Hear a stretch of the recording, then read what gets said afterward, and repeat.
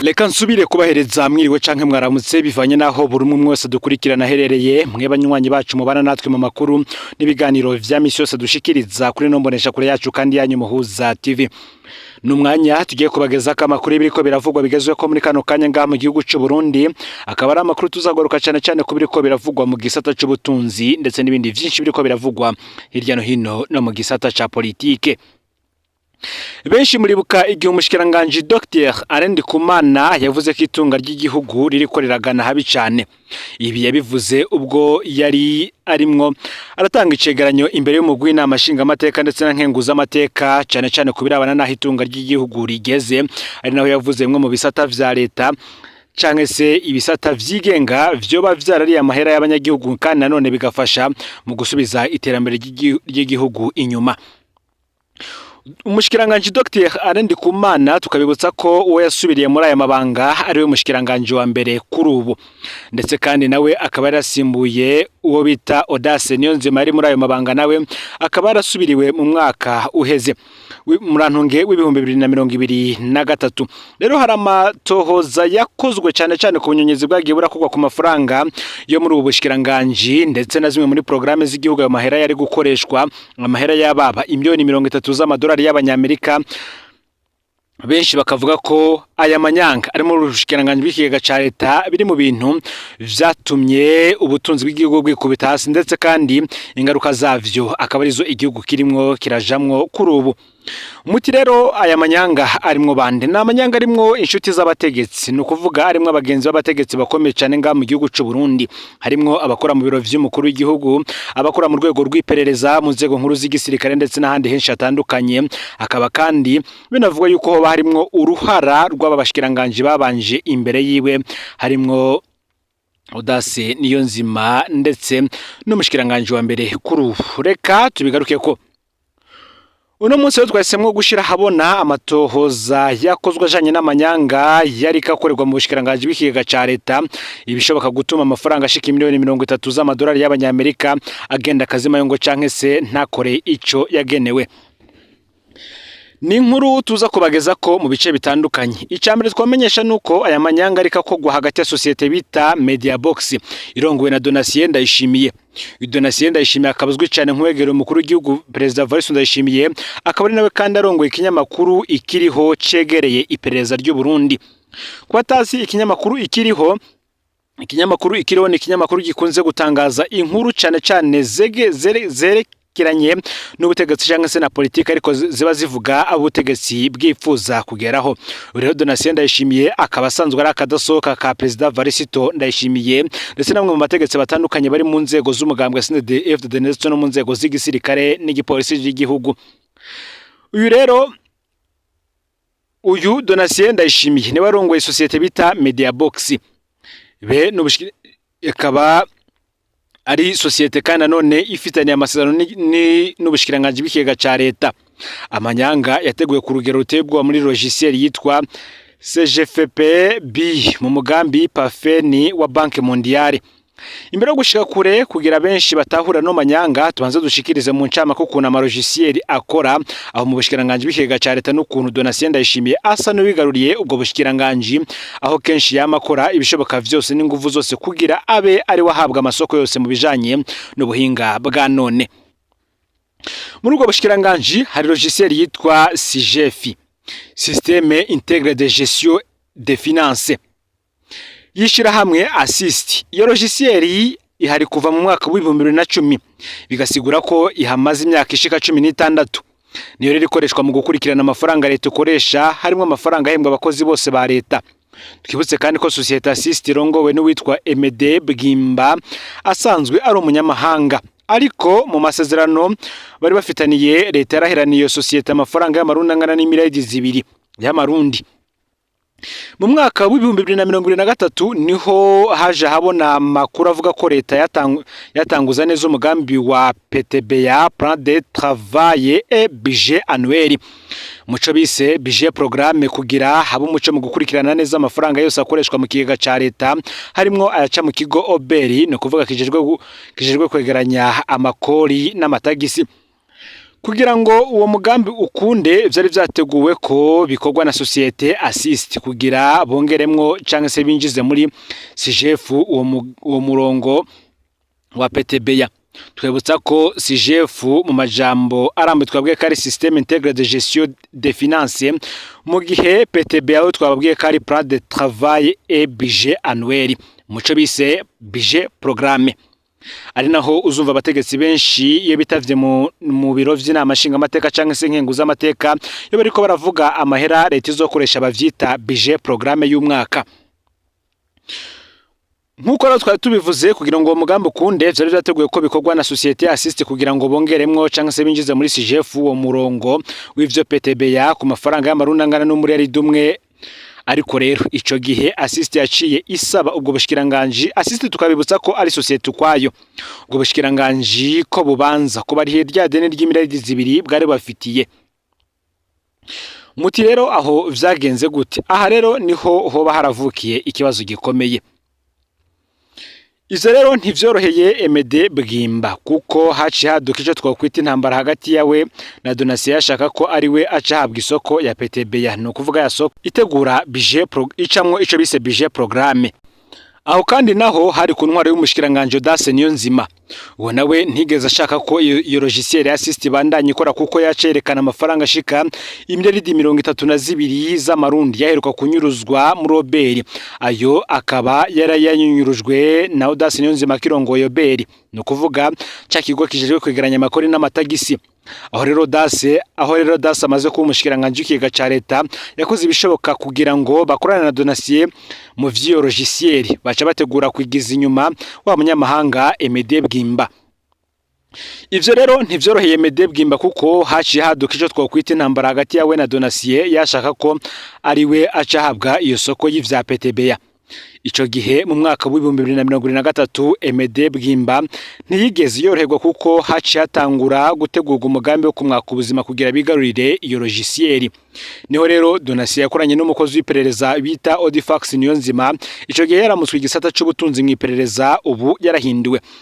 Bafata Emede Bwimba kugenekerezo ya 16 ruhesha umwaka wa 2023 ajanwa gupfungirwa ku gicicaro gikuru c'iperereza mu buryo buteye ubwoba. Ico gihe yaratabarijwe. Mu nyuma kugenekerezo ya 20 gitugutu umwaka wa 2023 niho yari kugwa mu ipererezwa, atwagwa gupfungirwa mu ihorero rikuru rya Gitega.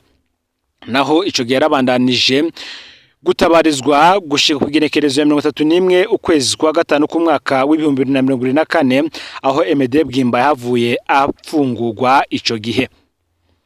Mwipfungurwa rya Emede Bwimba hari vyinshi nanone vyabayeho ico gihe.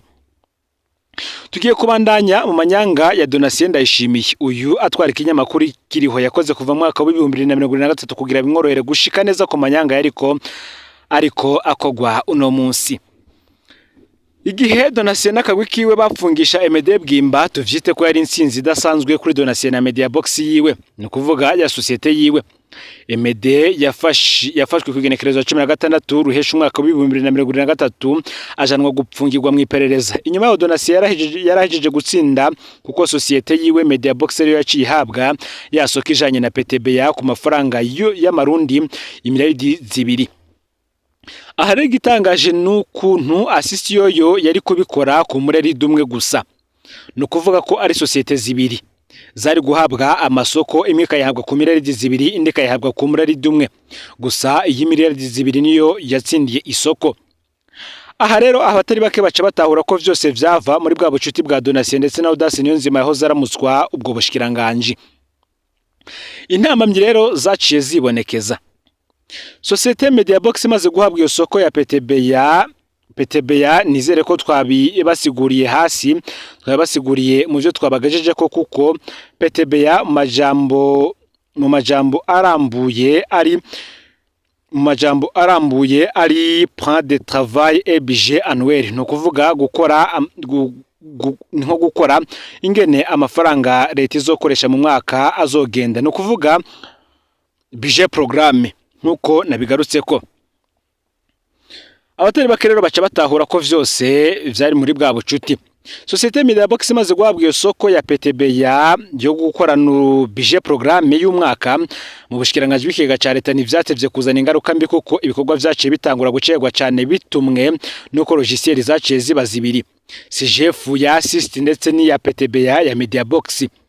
Mu gihe Assist yoyo yari gufata ivya PTBA ikabifatanya na CGF kugira ngo bikorere hamwe no gufata systeme zibiri ikazihuriza hamwe, mu gihe muri Mediabox ya indi ya Donatien Ndayishimiye ari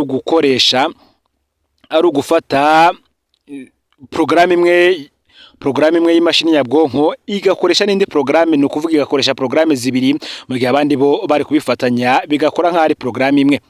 Ingaruka mbi vyateye ico gihe nuko amadosiye yaciye atangura gucegwa gukogwa aho mu bushikiranganje bw'ikigega ca leta, kuko abakozi bakorera baciye bagira akazi kenshi ibisanze bategerezwa gukora kabiri, bahera muri logiciel ya CGF hama bakaja muri logiciel ya PTBA, no kuvuga indi ya budget programme. Nibo benshi babonye ko muri ubwo bushikiranganje vyaciye bitangura kononekara gupararangana, haca rero haba ivyo twokwita reste apeye y'umwaka wa 2024 n'umwaka wa 2025. Ico gihe n'abakozi ba leta baracegwa cyane guhembwa, aribwo benshi babaga bavuga yuko imishara y'abakozi ba leta yacererwe kuboneka. Tuvyita ubunyonyezi canke isesagurwa ry'amatungo ya leta, kuko kuva ico gihe Mediabox yahabwiye soko itigeze itunganya neza ivyo vya budget programme. Mu nyuma rero yahavuye isaba ivyo bita avena, ikihabwa avena amafaranga angana n'imiliyoni 200 y'amarundi kugira ngo ibone kumarira iyo logiciel muri budget y'umwaka wa 2024 n'umwaka wa 2025. Aho rero umushikiranganje Dase Niyonzima yahavuye akugwa asubirizwa na Nestor Ntahontuye asanzwe ari umushikiranganje wa mbere kuri ubu, nawe yasubirijwe na Dr. Arendi Kumana aramuswe ubwo bushikiranganje uno munsi. Nkuko amakuru abivuga, hari vyinshi atangaza cyane kuri ibi vyabaye muri ubu bushikiranganje bw'ikigega ca leta. Muti rero kubera iki hafi miliyoni 25 aheruka gusohoka, ese yo yahowe iki? Icyagiye gutangaza nuko kuva mu mwaka wa 2023 Mediabox igihabwa isoko yari yarahawe aho ikorera indani mu bushikiranganje mu biro nimero 630 kugira vyorohizo ziraha inyigisho cyangwa se formation abafundi b'ubwo bushikiranganje les techniciens kuvyo gukoresha iyo logiciel. Bisigura ko mu masezerano Mediabox yari kurangiza ibikorwa abafundi b'ubushikiranganje nabo bafise ubumenyi bukwiye. Ariko societe Mediabox ya Ndayishimiye yarahoze igoma yicariye aho mu bushikiranganje, ntigeze yigisha abo bafundi. Mu nyuma yavuze ko akenewe amafaranga ya formation, hacahongera hasohoka amafaranga yababa imiliyoni 25 yitirirwa iyo formation ya PTBA, no kuvuga budget programme muco bisa transfert de compétences.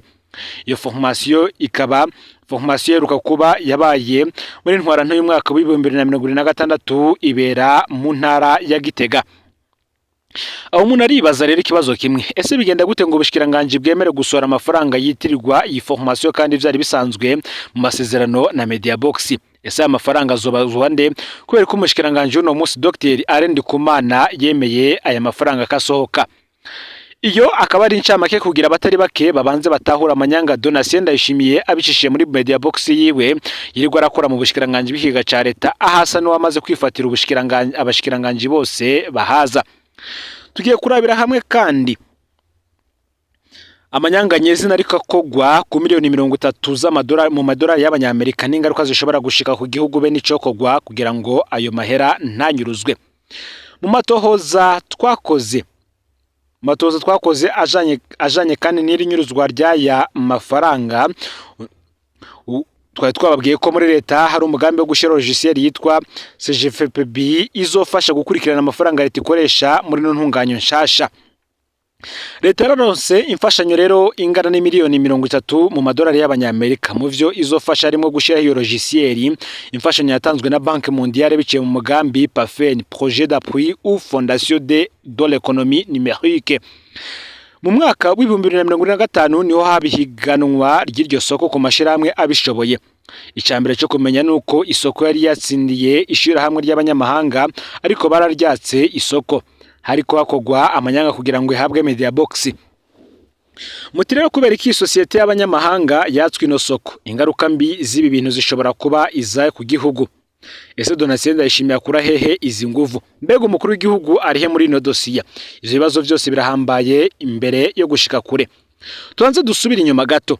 Twibutse ko ya logiciel ya CGF isanzwe iri mu bushikiranganje bw'ikiga ca leta yafasha guhemba abakozi bose igacikorana n'indi logiciel yitwa OpenRH yo mu bushikiranganje bw'abakozi ba leta. Twigeze no kuvuga hano mu nyuma haciye yongera ko rero ya logiciel ya PTBA no kuvuga ya Mediabox mu bijanye na budget programme. Kuva rero leta ishizeho umugambi wo gutunganya gushasha intwaro mu bijanye no kugabanya intara, barabonye ko bizobagora gukurikirana ivya budget programme kuko bipfuza ko intara imwe yose yitunganya mu vya budget programme, n'abakozi ba leta bakaja baritura intara batwarirwamwo ntibarinde gushika i Bujumbura. Niho rero hashigwaho umugambi wa logiciel nshasha yoziteranya canke se kombine za logiciel zose twamaze kudondagura hejuru, harimo izi ntara zose uko ari zitanu. Hacaboneka icyumviro cy'iyo logiciel nshasha yitwa CGFPU, Système Intégré de Gestion des Finances Publiques. Muti rero iganwa rya mbere kuri iyo soko ryagenze gute? Uwo mugambi wa Banque Mondiale umaze gusohoka, haciye habihiganwa ku masosiyete afise ubushobozi bwo kurangura ico gikorwa. Appel d'offre yarabaye kwigenekerezo ya 14 Ntwarante umwaka uheze w'ibihumbi 2025, aho hari hugururiwe amashiramwe mpuzamakungu be nayo mu Burundi, harimo societe Mediabox urongowe na Donatien Ndayishimiye. Aho hari ku ntwaro y'umushikiranganje Nestor Ntahontuye asanzwe ari umushikiranganje wa mbere uno munsi. Muri iryo higanwa harimo amashirahamwe 4, atatu yo hanze y'igihugu be na Mediabox yo mu Burundi. Isoko yatsindiye ishiramwe ry'abanyamahanga bo mu gihugu ca Tunisia, Société Tunisienne. Iyo shiramwe ryari rimaze gutsinda ntiryorohewe, ryarahawe lettre de notification, ariko ryararindire ko haba intambwe zikurikira kugira ibikorwa bitangure rirabura. Mu nyuma hagiye hamenyekana ko Mediabox yitwaye ngo ivuga ko yarenganijwe k'isoko yosubirwamwo. Isoko rero ikihagarikwa kugira ngo hazobe kuri subiramwo gushasha ivyo bita les marchés. Aha imbere yo kubandanya umuntu yo kwibaza ikibazo kimwe, izi nguvu Donatien zikure kugira ngo ashobore guhagarika rino soko. Reka tubandanye kumbure turaronka inyishu. Tubanze tumenyeshe ko ubuhinga bwakoreshejwe. Tubanze tumenyeshe ko umugambi Pafeni urongowe n'uwitwa Bienveni Irakoze, coordinateur du projet Pafeni u Burundi. Uwo nyene kandi yace yongera akaba umunyamabanga nshingwabikorwa w'igisata ca leta bita CETIC, Secrétariat Exécutif de Technologie de l'Information et de la Communication. Uwo rero nakadasoka kuri Donatien. Ryashiramwe ry'abanyamahanga rimaze gutsindira isoko ya logiciel CGFP. Abo bantu babiri vyarabagoye gutahura ukuntu vyagenze, ariko baca babona ko bihenze mu vyo twokwita gupanga karere mu kijanye n'ico twokwita quorum muri komite yabiga dossier. Rero Bienveni yarimesha Donatien ko bazorisubiramwo. Muti rero ubu rero vyateguye gute? Inyishu nayo niyo tugiye kubona ingene ibi vyose vyateguwe. Makuru mu vyo duhejeje kubabwira twaberetse ukuntu Donatien na Bienveni baciye bategura ko isoko itangwa gushasha, baca bayakaya societe tunisienne ya societe yo mu gihugu ca Tunisia yari yayitsindiye. Reka rero tubandanye n'ukuntu bateguye kuzobishikako. Donatien yaciye akora ibishoboka byose kugira ngo aronke umuntu wiwe ashirwa mu buyobozi bukuru bw'ubushikiranganje bw'ikiga ca leta kugira ngo azomufashe gushikira ya soko, kandi yarabishoboye neza. Muteye bikoze gute? Twamaze kubabwira ko iyo soko yabaye ku ntwaro Nestor Ntahontuye. Mu nyuma yagiye kuba umushikiranganje wa mbere acasubizwa na Dr. Rendi Kumana aramuswe ubwo bushikiranganje no munsi. Amaze gushika muri ubwo bushikiranganje rero harabaye impinduka mu bayobozi bakuru bahahora. Ariko reka duhagarare kuvya Mediabox kuko nivyo turiko. Aho muri ubwo bushikiranganje haciye yahindurwa umuyobozi yahora ajejwe ibijanye n'ubuhinga bwa none, Directeur Général en Économie Numérique. Haciye hazanwa mushasha w'umupfasoni yitwa Engineer Audrey Ndiho.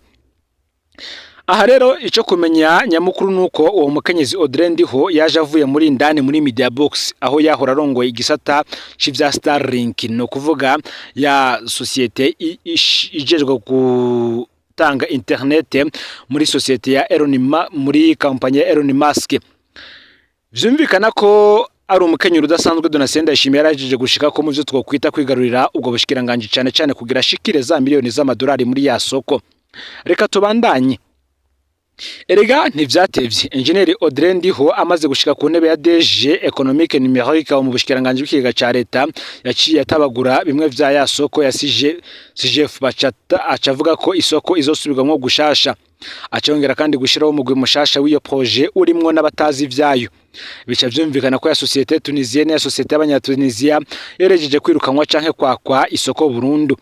Abo kandi cyo kumenyesha nuko hari abakozi bahora bakora mu bushikiranganje bw'ikiga ca leta bavuye muri Media Box. Icagiye gutangaza nuko baciye bahabwa amabanga yo kuba aba chef de service mu gihe atanu umwaka bari bahamaze. Aha twovuga nka chef de service de développement et suivi des projets informatiques na chef de service politique de la digitalisation. Aho vyumvikana ko Donatien abandanya gupanga karere mu bwo bushikiranganje. Gushika ubu rero ko isoko yarasubirwamo gushasha amaketa azugururwa mu ntango z'ukwezi kwa Rusama uyu mwaka wa 2026 hitezwe ko izocihabwa societe Media Box. Vyumvikana ko umwe Audrey Ndiho yazanywe kuba deja mu bushikiranganje bw'ikiga ca leta kugira ngo afashe Media Box yaje avamwe gushika ku mugambi wayo bigarurire za miliyoni z'amadolari zagenewe iyo soko. Mu nyuma azoca yisubira kandi muri Media Box kuyobora ico gisata nyene nkuko bisanzwe biri mu makuru twatohoje. Mutimbega none koko Media Box rafise ubwo bushobozi bw'iyo logiciel? Inyishu ni oya. Nta bushobozi ifise kuko amakuru dusanganywe aremeza ko hari abafundi bo muri Media Box barungitswe muri Maroc kwiga ivyo logiciel. Kubona rero Media Box ata bushobozi ifise bwo gutunganya neza iyo logiciel bishobora kuvyara ibintu bibiri bikuru. Icambere aya mafaranga ashobora kuba imfa gusa akaba nkanyurijwe kuko ashobora gusohoka ariko logiciel ntikorwe nkuko vyitezwe. Icakabiri bishobora kurangira logiciel idakozwe burundu kuko Banque Mondiale ishobora gusubiza inyuma ya mafaranga bivanye nuko ikiringo umugambi wagenewe kizoba carangiye kuko bitegekanijwe ko umugambi urangira ku igenekerezo ya 27 kwezi kwa gatandatu mwaka wa 2028. Ingaruka mbinyamukuru rero nizi mu gihe bitokunda ko logiciel ibaho umugambi wa leta wo gushikana budget y'igihugu mu ntara mu buryo bwa none ntuzobigikunze hazoca hakogwa ivyo benshi bita kwiyaranja. Mutimbega umukuru w'igihugu arihe kuri no dosiye byo bimaze kumutera makenga. Donatien akuraho izi nguvu ni ikigiye gukogwa kugira ngo aya manyanga ahagarare. Indi nyisho nayo tuzobageza ko tuzoshikiriza ku munsi w'ejo haza. Fyonda subscribe canke sabone niba utarafyina kugira ngo tujucikanwa nadushikiriza usangize kandi no makuru bagenza babo bari hose kugira ngo nabo baje barashikirwa nayo biriko biravugwa bigezwe ko ngaha mu gihugu cy'u Burundi. Iyo biba biriko biravugwa mu gisata ca politique agateka kazina muntu imigenderanire n'andi makungu ndetse n'ibindi byinshi biriko biravugwa irya nino ngaha mu gihugu cy'u Burundi. Tukabutsa ko kandi ku munsi w'ejo umukuru w'igihugu nyene Cubero Varisito Ndayishimiye azoremesha ikiganiro kukimenyesha makuru yaga. Ni ikiganiro mu vyo azotangira inyishu harimwo ivyifungurwa ryoza ari umushikiranganje wa mbere arengiye mu Bunyoni ndetse no kumubaza nimba azokwitoza mu matora y'umukuru w'igihugu yo mu mwaka uza w'2027. Ni Umuza TV rero Imana ibahezagire amakuru yacu yo arabandanya.